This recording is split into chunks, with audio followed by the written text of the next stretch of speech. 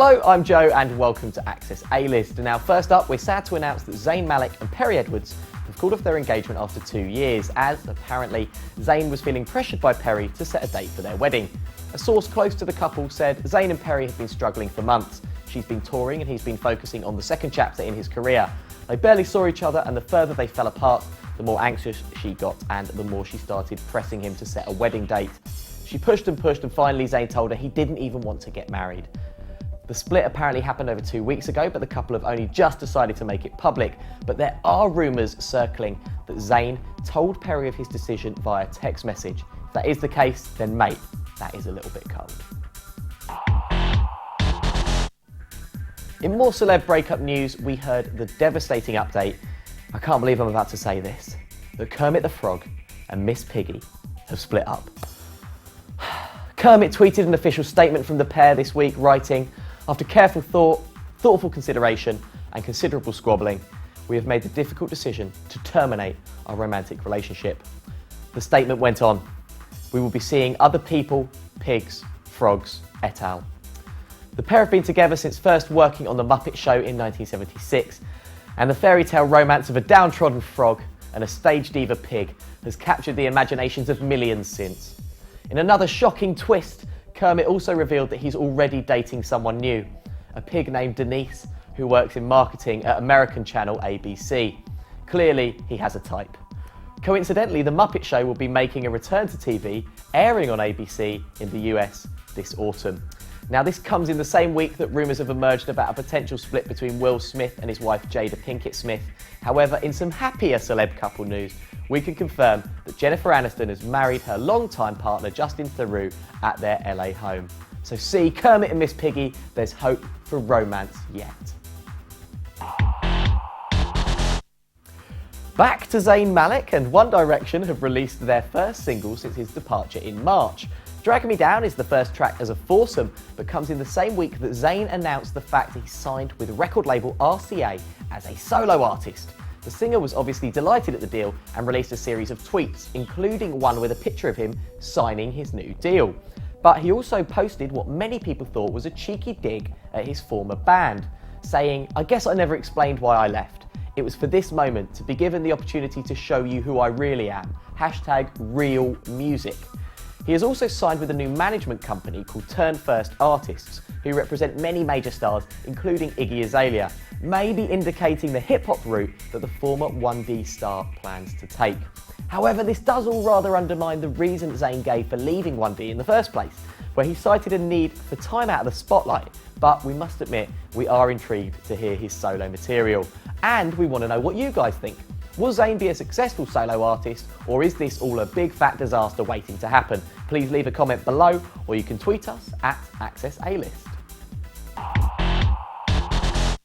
The beef between Drake and Meek Mill is still rumbling on, as Drake performed at OVO Fest this week with a host of derogatory pictures about Meek Mill posted behind him.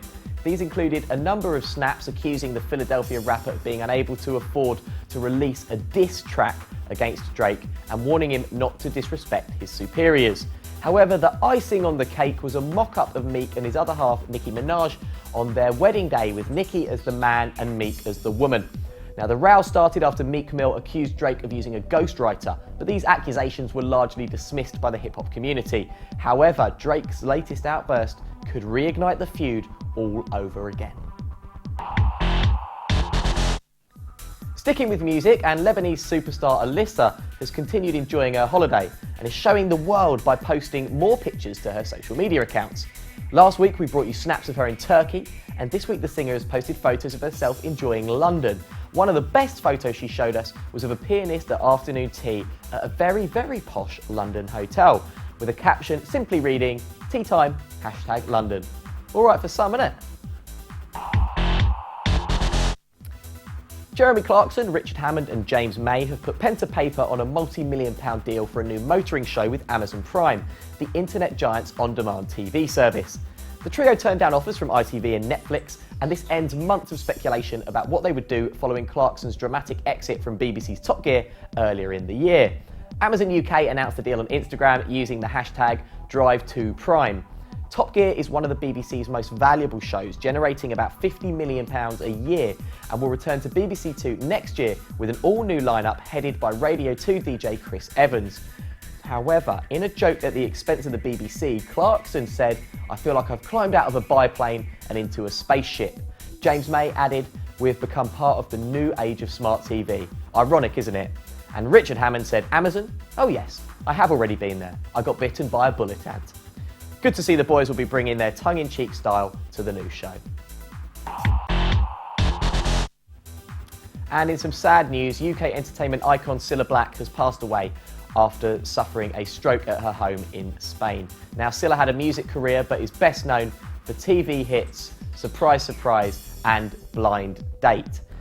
There's been an outpouring of grief from fans across the world, and we understand that her family have arranged for Cilla to be brought back to the UK before her funeral, which is expected next week. There was great excitement this week as the trailer for brand new comedy Zoolander 2 was officially released.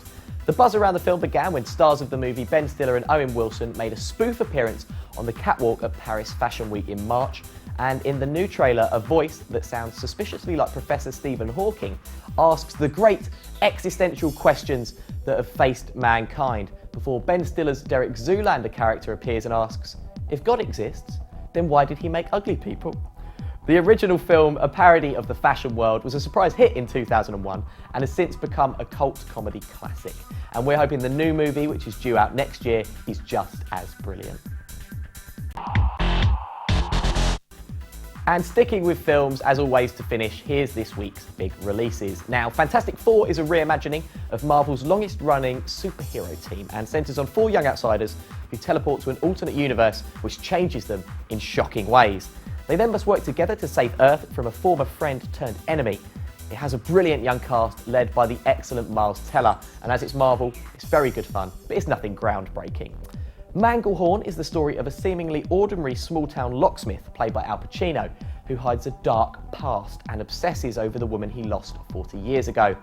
Agonising over his choices, his former life is suddenly and dramatically unmasked. It's a strange little film, and it's divided critics, but it's not really what you'd call classic Pacino.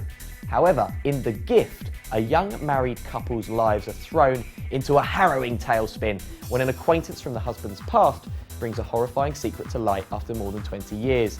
Most interestingly, this film stars Jason Bateman, who is best known for his comedic turns, but this is most definitely not a comedy. It's really creepy, very tense, and is definitely our pick of the week. That's it from this week's Access A-List, and as always, for all the latest showbiz news from all over the globe, check out levant.tv and follow us on Twitter at Access A-List. This week, we thought we'd play you out with the brand new trailer for The Man from UNCLE, a big screen remake of the popular 60s spy show. It's directed by Guy Ritchie, stars Henry Cavill, and is in cinemas next week. I'm Joe. See you next time. It'll be like this for 20 minutes. Can't touch. Let me hear you singing. Don't make me put you over my knee. So you want to wrestle? No, I did not say that. Shall we? Come on! Hold on, cowboy! For a special agent, you're not having a very special day, are you? These belong to you or to me?